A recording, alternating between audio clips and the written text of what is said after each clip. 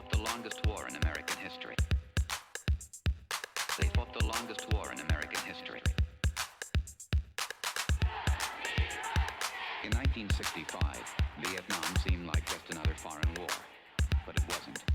It was different in many ways, and so were those who did the fighting. In World War II, the average age of the combat soldier was 26. In Vietnam, he was 19. In Vietnam, he was 19.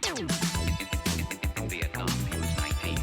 In Vietnam, he was 19. 19. The heaviest fighting of the past 2 weeks continued today, 25 miles northwest of Saigon. Wasn't really sure what was going on. 19.